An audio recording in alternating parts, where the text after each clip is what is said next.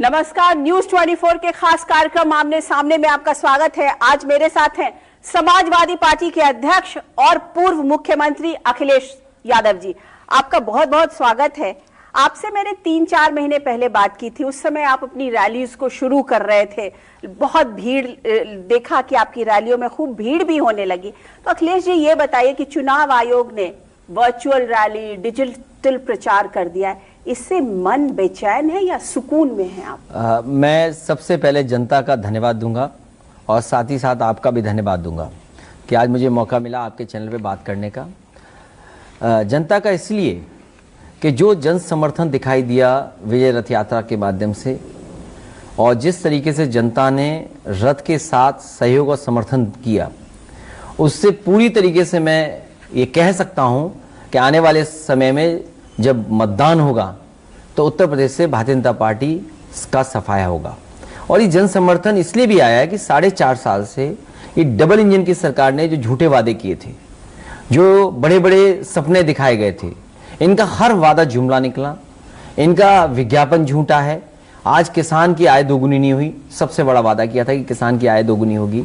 जिस तरीके से हर चीज महंगी हो गई, कीटनाशक दवाइयां महंगी हैं, आज खाद मिल नहीं पा रही है, आज डीजल पेट्रोल महंगा है, जो फसल किसान ने पैदा भी की उसकी कीमत सरकार नहीं दे पा रही। ये बड़े सवाल हैं जिसका जवाब भारतीय जनता पार्टी के पास नहीं है।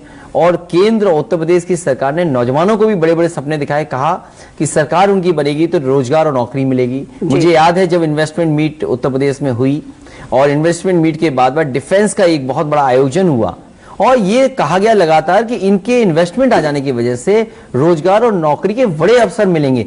लेकिन आज जब पीछे मुड़ के देखते हैं नौजवान, तो देखते हैं कि 5 साल में उन्हें नौकरी रोजगार नहीं मिले। तो आप जो बाहर वाली जो रैलीज होती थी जिसमें भीड़ इकट्ठी होती थी, उसको आप मिस कर रहे हैं? हालांकि जो चुनाव की रौनक थी, जो चुनाव की खूबसूरती थी, न केवल हम लोग उस तरीके से खुश नहीं है जितना खुश होना चाहिए था। रैली होती तो शायद हम अपनी बात कह पाते। रैली के ना होने से न केवल पॉलिटिकल पार्टीज का नुकसान हुआ है जो विपक्ष के लोग हैं, बल्कि तमाम लोगों को नौकरी रोजगार मिल जाता था। न जाने कितने टेंट वालों को, मंच बनाने वालों को, कुर्सी वालों को, माइक वालों को, और कितना एडवर्टाइजमेंट था, वो सब खो गया। लेकिन जो पाबंदियां लगी, उन पाबंदियों को अपनाते हुए, नियमों का पालन करते हुए समाजवादी पार्टी लगातार प्रचार कर रही है, उसके प्रत्याशी प्रचार कर रहे हैं। और मुझे उम्मीद है कि जनता का जो आक्रोश है वो वोट में बदलेगा। तो आप लेवल प्लेइंग फील्ड देख रहे हैं? क्योंकि आपने एक सवाल उठाया था इलेक्शन कमीशन के सामने कि इन रैलीज में ये जो है ये लेवल प्लेइंग फील्ड होना चाहिए। क्या 15 दिन के बाद आप ये देख रहे हैं कि लेवल प्लेइंग फील्ड जो है, या आपको कुछ उसमें कमी नजर आ रही है? मुझे लगता है क्योंकि चुनाव आयोग ने इस बात को कहा है कि वर्चुअल रैलीज होंगी, डिजिटल प्रोग्राम होंगे, तो कहीं ना कहीं चुनाव आयोग इस बात पे भी निगरानी रख रहा होगा कि जो तमाम चैनल्स हैं, जो चाहे प्राइवेट हों चाहे सरकारी हैं, उसमें क्या सभी पॉलिटिकल पार्टीज को समय बराबर मिल रहा है या फिर एक पॉलिटिकल पार्टी के नेता ज्यादा दिखाई दे रहे हैं। मुझे उम्मीद है कि चुनाव आयोग इस पे निगरानी करेगा और कोई ना कोई नियम जरूर बनाएगा, सरकारी चैनल के बने और प्राइवेट चैनल के लिए भी बने। जहां तक सवाल समाजवादी पार्टी का है, समाजवादी पार्टी के कार्यकर्ता डिजिटली और वर्चुअली भी साउंड हैं, क्योंकि समाजवादी पार्टी वो पार्टी है जिसने 18 लाख से ज्यादा लैपटॉप बांटे। यहाँ पर SCL जैसा कैंपस बना, तो समाजवादी पार्टी तो मुकाबला एक हद तक कर सकते हैं। लेकिन जिस तरीके से भारतीय जनता पार्टी की पहले से तैयारी थी, हमें दुख होता है इस बात का, या कहें कि आश्चर्य है इस बात का कि भारतीय जनता पार्टी की तैयारी कैसे थी।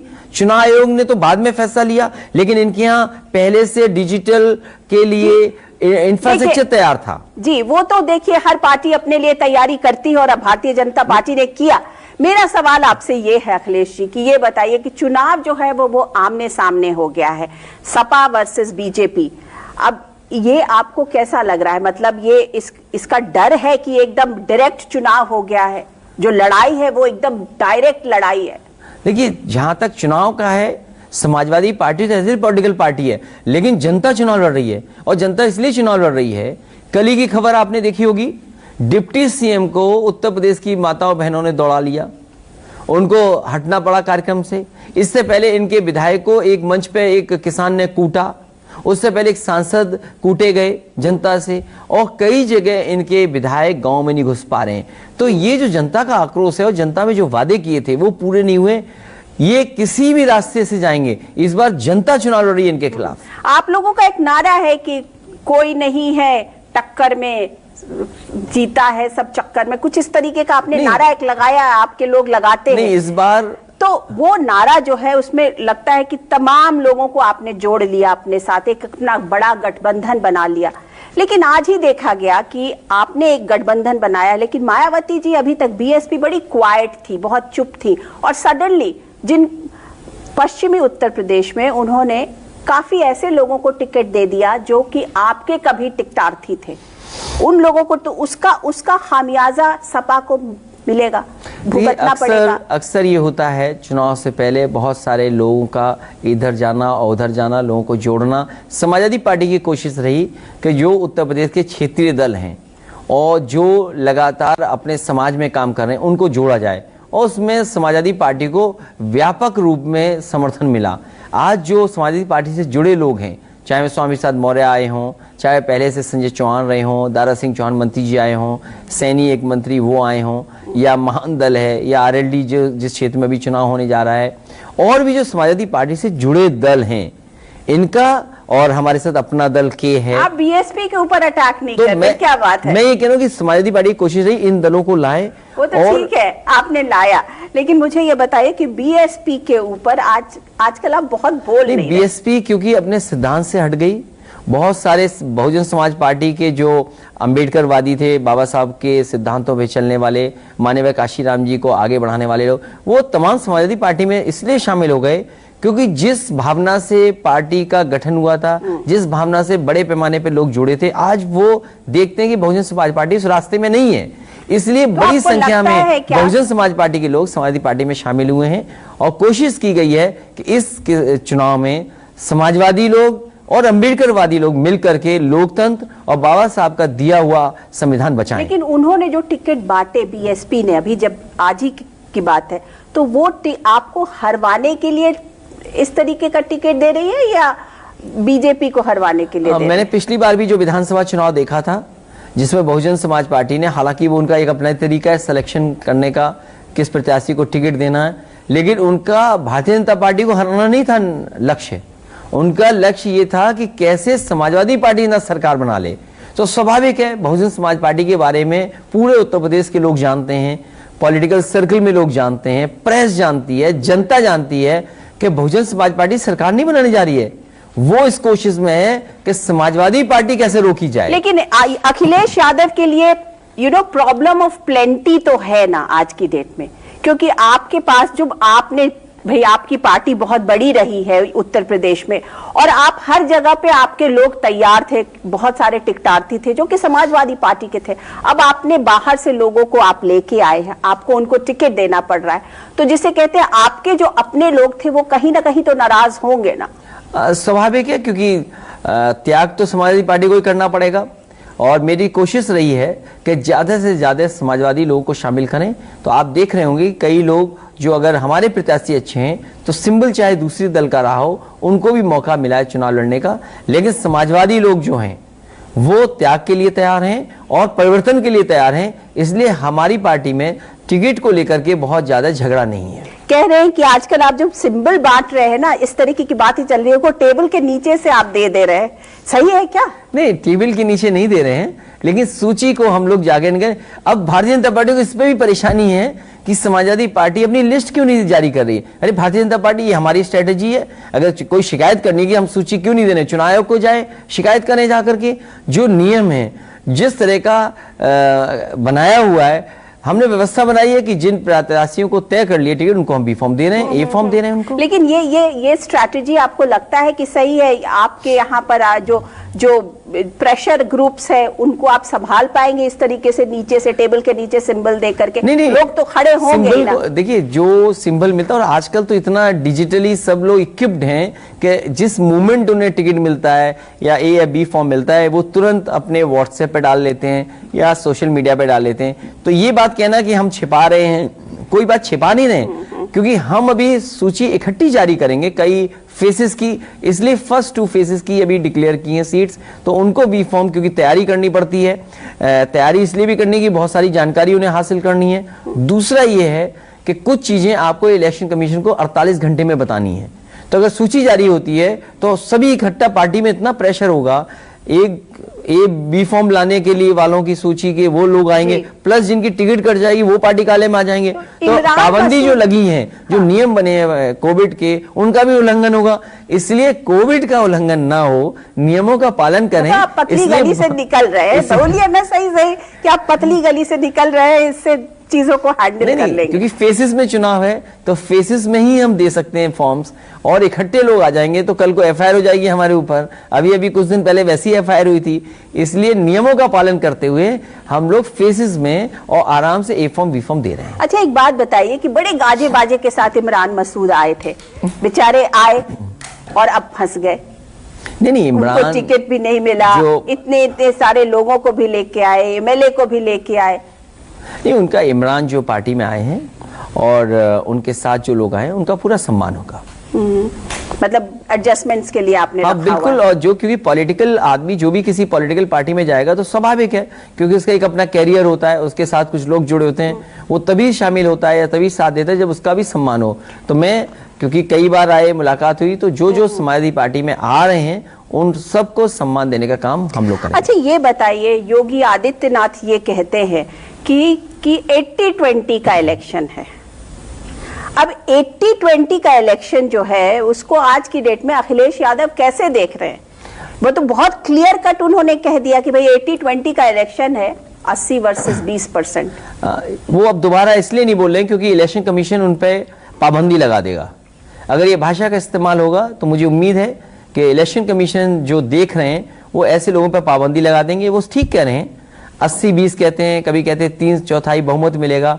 80% लोग समाजवादी पार्टी और समाजवादी पार्टी के साथ जो सहयोगी दल है उनके साथ जनता है, और 20% जनता खिलाफ है। तो 100% जनता इस बार भारतीय जनता पार्टी को हटाएगी। और जो लोग 3/4 कह रहे हैं उन्हें गणित का एक लगाना पड़ेगा अध्यापक, जो 3/4 है वो कम से कम समझ लें कि जब 100% जनता इनके खिलाफ खड़ी हो जाएगी तो 3 या 4 ही सीट जीतेंगी। पर ये बताइए, बीजेपी ने तो अभी से ही कैराना शुरू कर दिया। अमित शाह कल डोर टू डोर कर रहे हैं, कहीं जेपी नड्डा वहां डोर टू डोर कैंपेन कर रहे हैं। बीजेपी ने कैराना शुरू कर दिया, मुजफ्फरनगर शुरू कर दिया। तो क्लियर कट है कि पश्चिमी उत्तर प्रदेश में बीजेपी का जो एजेंडा है वो यही होने वाला है। कैराना है, मुजफ्फरनगर है, दंगे है, मुस्लिम्स है, यही तो होगा। मुझे उम्मीद है चुनाव आयोग ने वो तस्वीरें और वीडियो देखे होंगे, और चुनाव आयोग जरूर इसको नोटिस लेगा कि पूरे भारतीय जनता पार्टी के लोग, सीनियर लीडर से लेकर के सब लोग कोरोना फैलाने गए थे कैराना में। और कोरोना फैलाने इसलिए क्योंकि किसी के पास मास्क नहीं था। और जहां तक सवाल लेकिन गली गली घूमने का है, को तो मुझे अरेस्ट कर लिया ना, मतलब वो मुझे अंडर अरेस्ट। नहीं, वो एक अलग विषय है। लेकिन जो कोरोना फैलाने गए थे बिना मास्क लगा करके गली गली घूम रहे, मैं जनता को बधाई दूंगा कि जनता की इतनी नाराजगी है, इतना आक्रोश है कि इन्हें गली गली आना पड़ रहा है। ये वो लोग हैं जो डबल इंजन की सरकार का बता रहे थे। अभी सुनने में आया कि लखनऊ में बड़े बड़े भोंपू लगा करके कुछ गाड़ियां निकली हैं जो झूठे वीडियो दिखाएंगे, झूठे स्टेटमेंट्स दिखाएंगे। जिस पार्टी ने विज्ञापन झूठे लगाए हों, जब इन्हें फ्लाईओवर दिखाना तो बंगाल का फ्लाईओवर दिखाया, जब इन्हें कारखाने दिखाने थे अमेरिका के कारखाने दिखाए, जेवर जैसे एयरपोर्ट में चीन का एयरपोर्ट दिखाया। तो अब गली गली घूम रहे इसीलिए क्योंकि इन्होंने काम नहीं किया। और ये डबल इंजन की सरकार में लखनऊ वाले, दिल्ली वाले एक दूसरे के पहिए के नट बोल्ट खोल रहे हैं। एक बात बताइए, बीजेपी को तो एक मुद्दा मिल गया ना, जब आपके कैराना का उम्मीदवार जेल चला गया, उनको तो एक मुद्दा मिल गया ना। नहीं, ये मुद्दा नहीं है। भारतीय जनता पार्टी ये बताए कि केवल झूठे मुकदमे लगाना, चुनाव न लड़ पाए इसलिए उसके मुद्दा बन जाए, इसलिए मुकदमे लगे। चुनाव में मुद्दा बने, स्ट्रैटेजी देखिए बीजेपी की। बीजेपी कितना आगे सोचती है कि आज मुकदमे लगाएंगे, फिर एनएसए लगाएंगे, फिर ये कार्रवाई करेंगे, चुनाव की तारीख आ जाएगी। ये पूरा well plan Bharatiya Janata party का है। और जहां तक सवाल कैराना के पलायन का है, भारतीय जनता पार्टी उत्तराखंड के पलायन का सवाल क्यों नहीं उठाती? होम मिनिस्टर हैं, बीजेपी के लोग हैं, ये बताएं कि उत्तराखंड में 1000 गांव ऐसे हैं जहां एक आदमी नहीं रह रहा, सब चले गए गांव छोड़ करके, लाखों लाख लोगों का पलायन हुआ।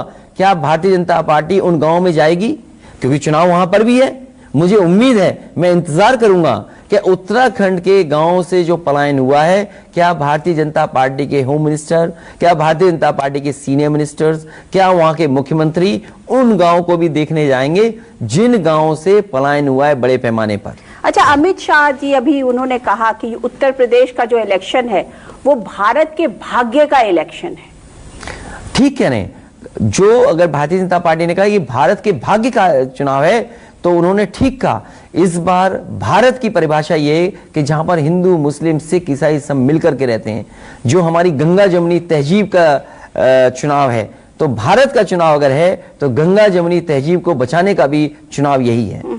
अच्छा अखिलेश जी, ये देखा गया कि आप जो है चुनाव को बैकवर्ड वर्सेस जैसे कास्ट के बेसिस पे लेके जा रहे हैं और वो हिंदू मुस्लिम के बेसिस पे लेके जा रहे हैं। इसके बीच में जनता क्या डिसाइड करे, क्यों डिसाइड करे? विकास की बात होनी चाहिए और चीजों की बात होनी चाहिए, लेकिन ये इलेक्शन इस तरीके का लग रहा है। समाजवादी पार्टी ने जो विकास किया है वो देश और दुनिया ने देखा है। समाजवादी पार्टी की सरकार में अगर पूर्वांचल एक्सप्रेसवे का डिजाइन ना होता, समाजवादी पूर्वांचल एक्सप्रेसवे का अलाइनमेंट ना होता, उस समय अगर न सोचा गया होता तो शायद प्रधानमंत्री जी हरकुलस एयरक्राफ्ट से उस एक्सप्रेसवे पे नहीं उतर पाते। वो समाजवादी लोगों की देन थी जिसकी वजह से हरकुलस जैसा बड़ा हवाई जहाज उस हाईवे पे उतर पाया। जो मेट्रो के उद्घाटन हुए हैं वो समाजवादी पार्टी की देन है। जो तो कई उद्घाटन हुए एयरपोर्ट कुशीनगर का, अपने टेन्योर में आप अपनी बात को अच्छे से नहीं रख पाए कि हम ये विकास कर रहे हैं, हमने ये किया, हमने ये किया, आप अपनी बात को नहीं रख पाए। उस समय भारतीय जनता पार्टी अफवाह फैलाने में, गुमराह करने में कामयाब हो गई। लेकिन इधर भारतीय जनता पार्टी के 4.5 साल का कार्यकाल देखा है, दिल्ली की सरकार देखी है, लगातार जिसने महंगाई बढ़ाई है, लगातार नौकरियां छीनी गई हैं और बाबा साहब का दिया हुआ जो संविधान है उसकी धज्जियां उड़ा रही हैं। नौकरियां नहीं है, आज सरकारी संपत्ति बेची जा रही है। तो जो 4.5 साल में जनता ने कार्यकाल देखा है और डबल इंजन की सरकार का कामकाज देखा है, इसने उत्तर प्रदेश को बर्बाद किया है। यहाँ की योजनाएं ठप की हैं। 1-2 योजनाओं के अलावा भारतीय जनता पार्टी ने कोई बड़ा काम उत्तर प्रदेश में नहीं किया। अच्छा ये बताइए, आप चुनाव जो है लड़ रहे हैं करहल से, एक ही जगह से लड़ेंगे या किसी और दूसरी चीज? मैं चुनाव एक ही जगह से लड़ रहा हूँ फिलहाल। लेकिन अगर जनता फिलहाल का मतलब पार्टी अगर कहेगी, क्योंकि पाबंदी है, आप ज्यादा जगह चुनाव नहीं लड़ सकते हैं, अब तो ज्यादा 2 जगह चुनाव लड़ सकते हैं। तो पहले एक समय था कि लीडर्स 3-3 जगह, 4-4 जगह चुनाव लड़ा करते थे, लेकिन 3-3 जगह चुनाव लड़ते थे। करहल से लड़ रहे हैं? हाँ, मैं करहल से, क्योंकि पार्टी ने तय किया कि आप करहल से लड़िए, तो उससे करहल से चुनाव लड़ूंगा। ईस्टर्न यूपी से भी लड़ेंगे और जगह से? अभी कुछ तय नहीं है, लेकिन अगर पार्टी कुछ कहेगी और अगर इलेक्शन कमीशन की गाइडलाइन में कितने चुनाव लड़ सकते हैं वो भी देखा जाएगा। मतलब इस बार आप पूरी तरह से एकदम तैयार है कि जहां भी हो, जहां से भी हो सकता है, मैं लड़ूंगा, बढ़ूंगा, कटूंगा, क्या होगा?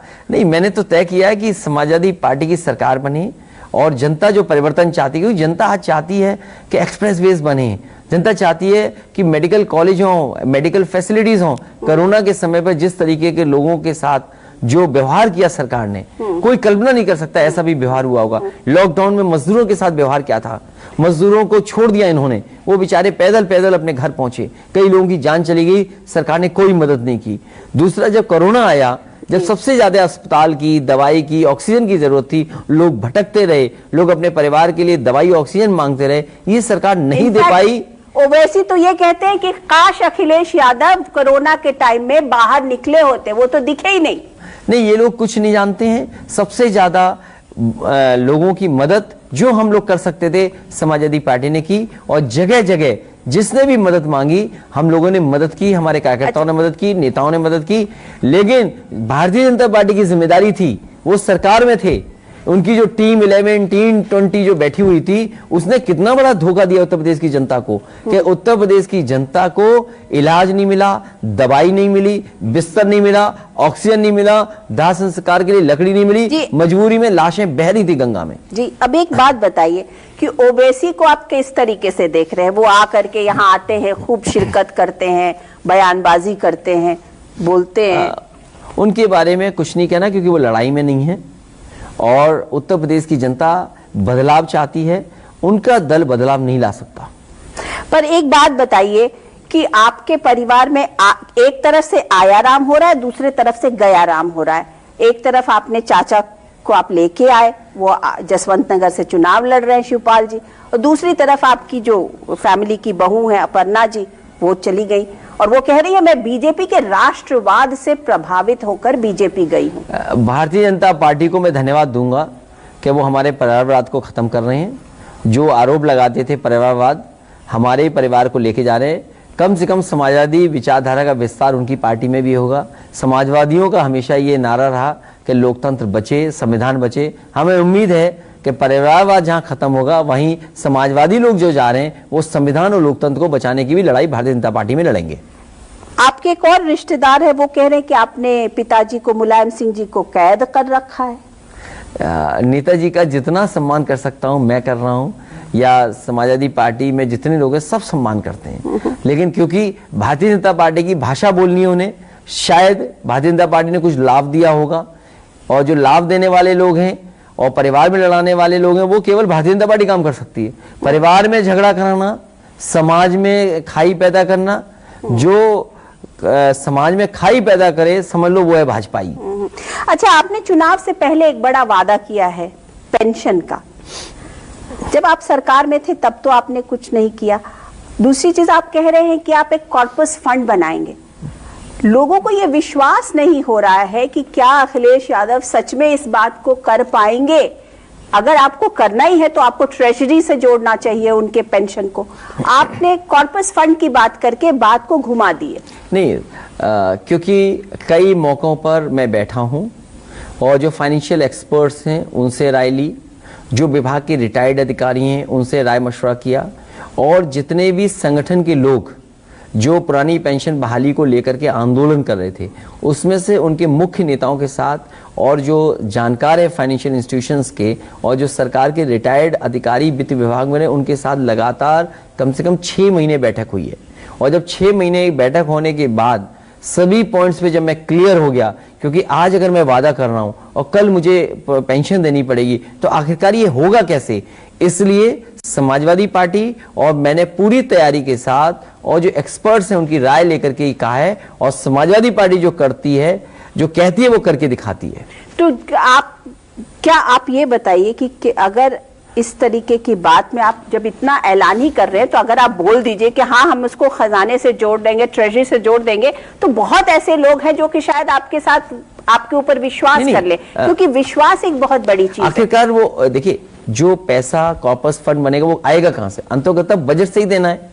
तो एक फॉर्मूला या एक क्रिएट करेंगे कि कल जब पेंशन देनी पड़ेगी तो हमारे पास कॉर्पस फंड इतना हो, और जो व्यवस्था पहले से है उसमें जोड़ते हुए कि हम कैसे दे पाएंगे ये पेंशन, उसके लिए तैयारी हमें हर साल करनी पड़ेगी। और वो फॉर्मूला ऐसा बनाएंगे कि अगर सरकार कोई आगे भी आती है तो उसके किसी भी काम को रोका ना जाए और रुके ना। अच्छा, ये देखा गया अखिलेश जी कि बीजेपी जो है वो ultra nationalism, ultra Hinduism, ultra welfarism, इसके बलबूते पर वो जबरदस्त तरीके से लोगों के दिल दिमाग घरों में घुस गई है, और डिजिटल पेमेंट के तो इस चीज से लड़ने के लिए, और आपके लिए ये इंप्रेशन, या समाजवादी पार्टी के लिए, आपके लिए नहीं लेकिन समाजवादी पार्टी के लिए ये बना हुआ है, लोगों को ये विश्वास नहीं है कि सुरक्षा की भावना अगर समाजवादी पार्टी वापस आई तो फिर से रहेगी।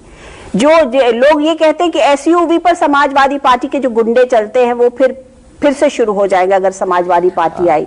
तो इसी तरीके की बात हमने देखा था बिहार में भी की गई थी जब तेजस्वी यादव के लिए। ये वाली बात को आप कैसे लोगों को विश्वास दिलाएंगे कि इस बार जब समाजवादी पार्टी की सरकार आएगी तो सुरक्षा की भावना, लड़कियों की, महिलाओं की सुरक्षा की भावना, ऐसे जनरल जो है लॉ एंड ऑर्डर बहुत टिच रहेगा, बहुत बढ़िया रहेगा, एकदम अच्छा रहेगा। भारतीय जनता पार्टी और लगातार दूसरे दल समाजवादी पार्टी पे आरोप लगाते आए हैं और एक परसेप्शन ये क्रिएट किया कि समाजवादी पार्टी आएगी तो ऐसा ऐसा होगा। लेकिन मैं उन्हें बताना चाहता हूं और आपके चैनल के माध्यम से कम ये मैं कह सकता हूं कि पूरे देश में सबसे बेहतर पुलिस को रिस्पांस सिस्टम अगर किसी ने दिया तो समाजवादी सरकार ने दिया। और मुझे याद है जिस समय मैं पुलिस को ये रिस्पांस सिस्टम देने जा रहा था तो उस समय एक एक्सपर्ट थे प्रोफेसर वेंकट, उनको मैंने सरकार का एडवाइजर बनाया। वो समय समय पे मुझे फीडबैक देते थे और समय समय पर अधिकारियों से बैठक करते थे। वो यहाँ से लेकर के न्यूयॉर्क गए, न्यूयॉर्क पुलिस डिपार्टमेंट कैसे काम करता है, एनवाईपीडी का रिस्पांस सिस्टम कैसे है, उनका कंट्रोल रूम कैसा है वो देख करके आए।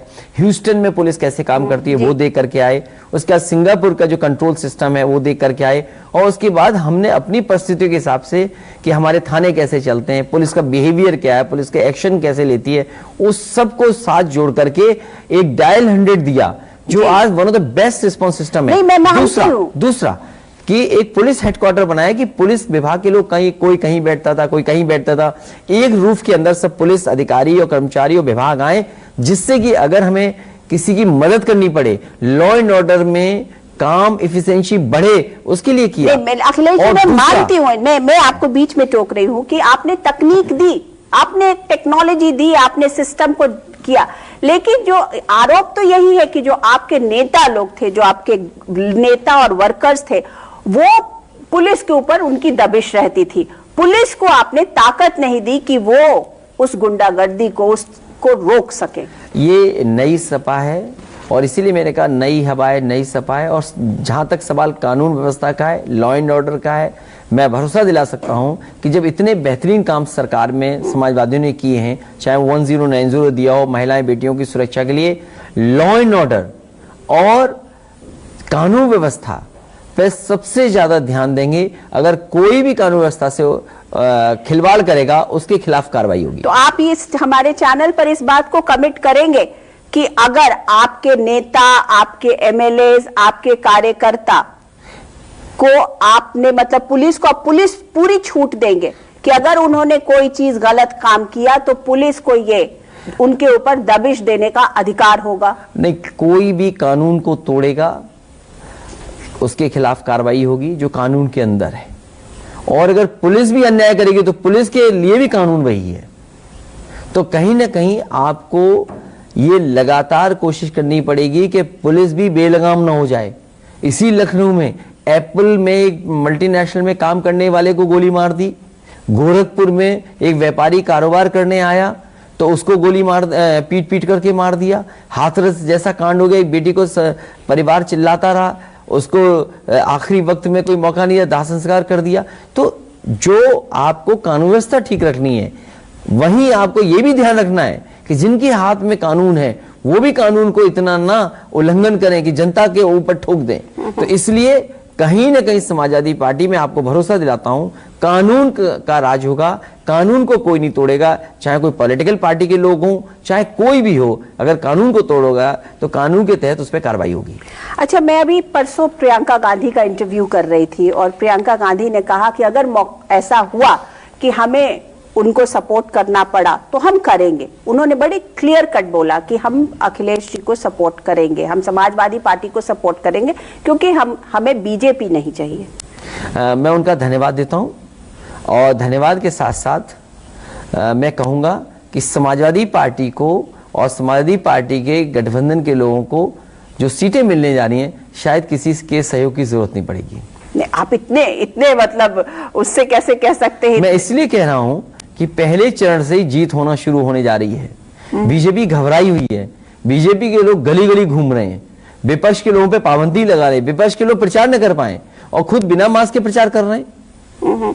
लेकिन आप इस तरीके से कह रहे तो आपने कोई एक आकलन तो किया होगा कि आपको कितनी सीट्स आ रही है? जो पिटाई तो नहीं कहूंगा, एक विधायक की हुई, लेकिन जिस तरीके से उत्तर प्रदेश की माताएं बहनें या किसी संबंधित विभाग से लोगों ने डिप्टी सीएम को दौड़ा दिया, अगर डिप्टी सीएम के साथ ऐसा व्यवहार हो जाए और जनता आक्रोश हो जनता के अंदर, तो हो सकता है, मैंने जो पहले दिन कहा कि गठबंधन और समाजवादी पार्टी 400 सीटें भी जीत सकती है। लेकिन एक बात बताइए कि आपने 2017 में आपको 47 सीटें आई, आप बहुत भी बढ़ जाएंगे, 100 बढ़ जाएंगे, लेकिन उनकी अगर घट भी जाएंगी तो 100 घट जाएंगी, फिर भी सरकार तो उनकी ही बनती है, बीजेपी की ही बनती है। जब पिछला चुनाव जो समाजवादी पार्टी जीती थी, जिस समय समाजवादी पार्टी की सरकार थी, तो मैं सदन में देखता था भारतीय जनता पार्टी के भी 47 विधायक थे और कभी कभी जब उपस्थिति थी 10-12 की उपस्थिति होती थी, जो 47 से 324-25 तक पहुंच सकते। तो हम 47-50 से नहीं 400 पहुंच सकते। वही जनता जिसको सपने दिखाए थे भारतीय जनता पार्टी ने, आज वही जनता परेशान है भारतीय जनता पार्टी से कि इन्होंने किसानों की आय दोगुनी क्यों नहीं की, खाद नहीं मिल रही है, जानवर खेतों को बर्बाद किए दे रहे हैं, जानवर के एक्सीडेंट से जान जाए। पूरे देश में सांड की टक्कर से किसी की जान नहीं जा रही है। केवल उत्तर प्रदेश है जहां सांड के टकराने से या सांड के सींग से लोगों की जान जा चुकी है। अभी तक मेरे पास 70 से ज्यादा की सूची है और 5 साल की न जाने कितनी बड़ी सूची होगी। सोचिए जिन्होंने जिम्मेदारी ली। बट आपने अपने लिए टारगेट 400 कुछ ज्यादा नहीं रख लिया? कुछ थोड़ा ज्यादा, थोड़ा कम कर सकते हैं? नहीं, 400 टारगेट कम नहीं है। मैं देखता हूं 47 से 324 जीत गए झूठ बोल करके। और कितना झूठ बोला इन्होंने। तो समाजवादी मानेंगे ना, आपकी इतनी बड़ी पार्टी है जो वर्ल्ड की नंबर 1 की पार्टी है, तो आपकी जो लड़ाई है दुनिया के सबसे बड़ी पार्टी से आज की डेट में हो रही है। उनके पास बोलने वाले इतने हैं, उनके पास इतने नेता हैं। आप उठा के देख लीजिए उनके पास कितने नेता हैं, आपके कितने नेता हैं? भारतीय जनता पार्टी जो है वो झूठ बोलने वाली पार्टी है। अगर दुनिया में सभी पार्टियों को देखा जाएगा, सबसे झूठ बोलने वाली पार्टी कौन सी, तो भारतीय जनता पार्टी निकलेगी। दुनिया में हमें एक पॉलिटिकल पार्टी बताइए जिसके मिनिस्टर के बेटे ने गाड़ी से किसानों को कुचला हो, 4 किसानों को कुचल करके जान ले ली हो। देश की इकलौती पार्टी, दुनिया की इकलौती पार्टी जिसने अन्नदाता की जान ले ली हो, अन्नदाता को आतंकवादी कहा हो। किसानों को याद है, इस बार मैं कह रहा हूं जहां से चुनाव शुरू होने जा रहा है वहां किसान अपने मान सम्मान का चुनाव समझ रहे हैं। अपने मान सम्मान का चुनाव है उनका। पूरा किसान, पूरा गरीब, नौजवान, हर वर्ग के लोग, व्यापारी, हर वर्ग के लोग खिलाफ है भारतीय जनता पार्टी के। अच्छा ये बताइए, तमाम जितनी पार्टियां और जितने नेता हैं सब लोग तमाम लोगों को ये फलसफा दे रहे हैं, ये दे रहे हैं कि हम आपको रेवड़ियां जैसे बांटना कह सकते हैं कि इतनी नौकरी दे देंगे, इतना काम दे देंगे, इतना ये दे। पर ये सब होगा कैसे और आप कैसे? क्योंकि योगी आदित्यनाथ भी वही कह रहे हैं, बीजेपी भी वही कह रही है। क्यों नहीं हो सकता? जब समाजवादी सरकारी नौकरियां देंगे आप? क्यों नहीं दे सकते? सरकारी नौकरी क्यों नहीं दे सकते हैं? और मैं आपको 2-3 विभाग का उदाहरण दे सकता हूं। अगर दावा कर रहे हैं भारतीय जनता पार्टी के लिए हमने इतनी लाख नौकरी दी, अगर हम कहें कि इससे ज्यादा नौकरी दे सकते हैं, मैं उदाहरण देना चाहता हूं कि पुलिस विभाग में, सरकारी विभाग में जितने भी पद खाली हैं वो लाखों हैं। शिक्षा विभाग में ही लाखों हैं। अगर शिक्षा विभाग की भर्ती की जाए लाखों हैं, लाखों। और शिक्षा विभाग को अगर बेहतर करेंगे, अच्छा करेंगे तो उसमें लाखों नौकरी और निकल सकती हैं। इसलिए हम मैनिफेस्टो में जब अपना लेकर के आएंगे तो जितनी भी सरकारी नौकरियों के रिक्त स्थान हैं, रिक्त पद हैं, सभी को भरा जाएगा। अगर यही हम गिनती कर लेंगे तो लाखों हैं। और दूसरा, जब आप इन्वेस्टमेंट लाएंगे, जब आपकी इकोनॉमी ग्रो करेगी, जब आप एग्रीकल्चर सेक्टर को बेहतर करेंगे, जब आप इंफ्रास्ट्रक्चर को में काम करेंगे, जब मैन्युफैक्चरिंग की तरफ जाएंगे, जब स्मॉल स्केल इंडस्ट्री को हम बढ़ावा देंगे तो नौकरी के साथ रोजगार के भी अवसर होंगे। इसीलिए एक बात आप शुरुआत में मैंने किया, हालांकि जो 300 यूनिट का किया वो तो एक अलग है। उसके बाद किसानों की सिंचाई मां पहले भी की थी, फिर करने जा रहे हैं। लैपटॉप 18 लाख से ज्यादा बांट के दिखाए। और इस समय डिजिटल डिवाइड दिखाई देता है। कोरोना के समय पर जो गरीब परिवार थे उनके बच्चे पढ़ नहीं पाए लेकिन उनके मोबाइल नहीं था, इंटरनेट नहीं था। योगी जी तो यही कहते हैं कि ये नौकरी की बात कर रहे हैं, लेकिन कितनी ट्रांसपेरेंसी से ये नौकरी देंगे? कुछ जिलों के लोगों को नौकरियां मिलेंगी, कुछ लोगों को नौकरियां मिलेंगी। कम से कम बाबा मुख्यमंत्री को योगी होकर के झूठ नहीं बोलना चाहिए। जो झूठ बोलते हैं कम से कम 4.5 साल 5 साल में आंकड़े तो बताते। ये वही लोग हैं झूठे जिन्होंने ये कहा था कि नौकरी सबसे ज्यादा इस वर्ग को मिली है। इन्होंने कमीशन बैठाया और कमीशन बैठा करके चेक किया कि क्लास 4 क्लास 3 में किस जाति के लोग नौकरी ज्यादा पाए हैं। जिस समय इन्होंने पाया कि ये उनके कहने से और जो भाषण दिए थे वो गलत थे, उन्होंने आज तक कमीशन की रिपोर्ट को सार्वजनिक नहीं किया। आखिरकार मुख्यमंत्री जी बताएं, क्या आपने जातियों की गिनती नहीं की थी?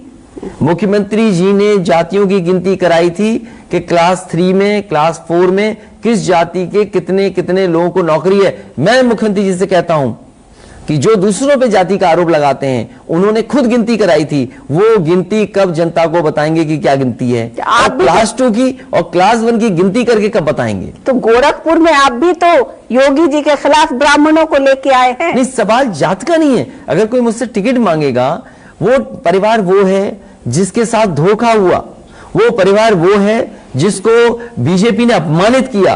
अगर वो परिवार समाजवादी पार्टी से जुड़ता है तो समाजवादी पार्टी जोड़ेगी उस परिवार को। अच्छा, ये बताइए कि जितने भी जो उत्तर प्रदेश की प्रेजेंट गवर्नमेंट जितनी भी तरीके के लोगों को पैसे दे रही है, चाहे किसान निधि दे रही है, जो भी कुछ दे रही है, आपके टाइम में वो सब कायम रहेगा?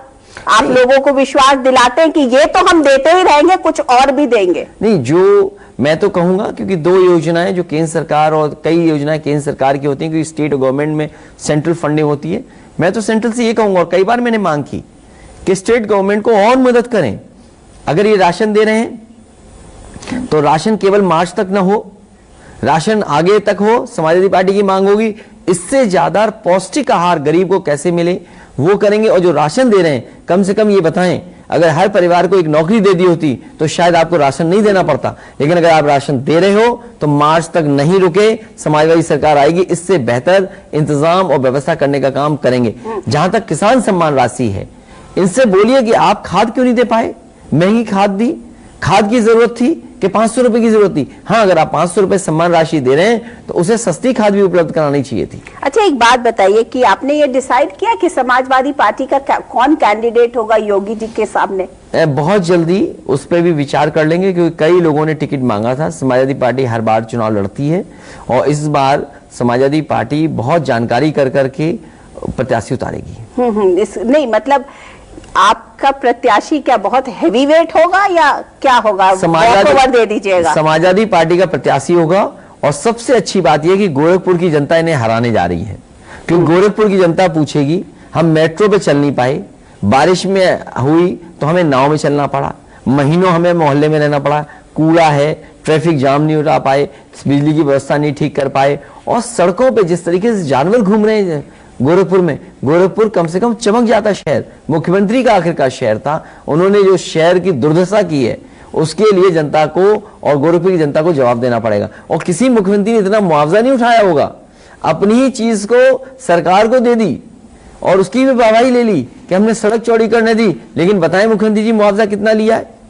अगर वाहवाही ले रहे हैं आप कि आपने अपने मठ की कुछ जमीन दी है, तो कम से कम जनता को ये तो बताएं कि आपने जो जमीन दी है सरकार को, उसका मुआवजा कितना लिया आपने? अच्छा, ये बताइए, पहले मुख्यमंत्री होंगे जिसने इतना मुआवजा उठाया होगा सरकारी, इतना सरकारी मुआवजा किसी ने नहीं उठाया। एक बात बताइए अखिलेश जी, कि कहा जा रहा है कि पश्चिमी उत्तर प्रदेश में सपा और आरएलडी के बीच में सीटों को लेकर काफी खटपट चल रही है, क्या वो सब चीजें सॉर्ट आउट हो गई? अक्सर पॉलिटिकल पार्टी के साथ जब गठबंधन होते कुछ सीटों को लेकर के बातचीत होती है, कुछ अपने वर्कर्स को, क्योंकि वो वर्कर मेहनत कर रहा होता है, कई दिनों से कर रहा होता है, तो इसलिए कई बार ऐसी परिस्थितियां आती हैं, लेकिन उन सब चीजों को रिजॉल्व कर लिया जाएगा।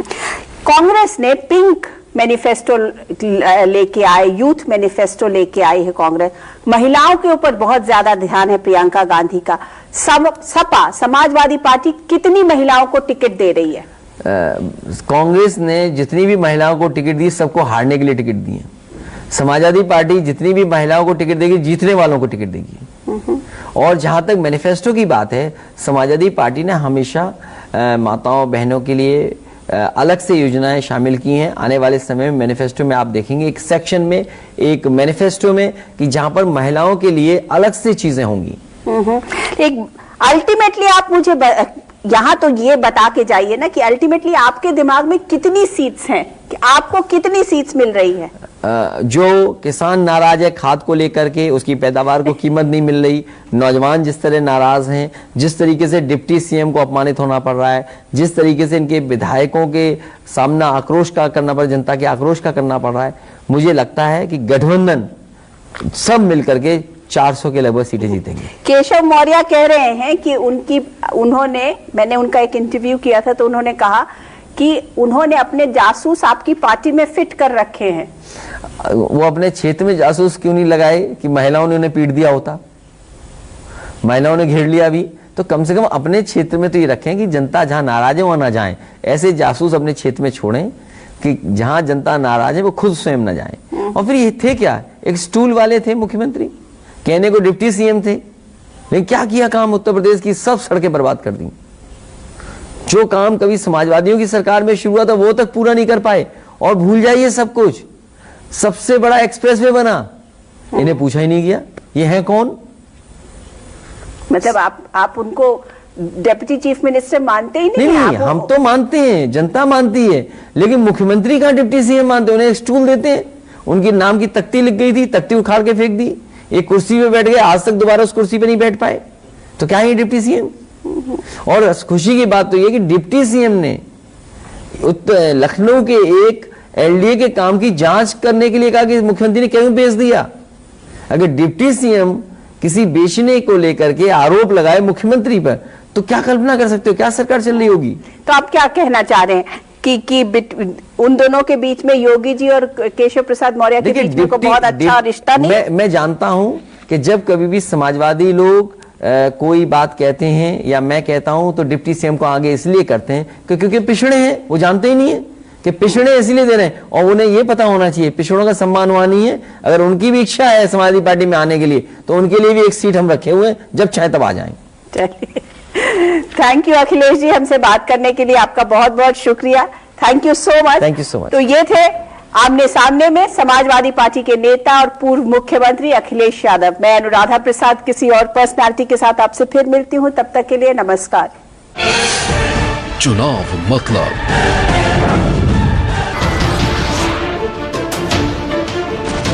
नमस्कार, मैं हूं मानक गुप्ता। अगर आपको हमारा ये वीडियो पसंद आया हो तो इसे लाइक और शेयर जरूर करें, और हाँ, हमें सब्सक्राइब और फॉलो करना ना भूलें ताकि आप देश और दुनिया की कोई खबर मिस ना करें। तो जुड़े रहिए हमारे साथ और देखते रहिए न्यूज़ 24।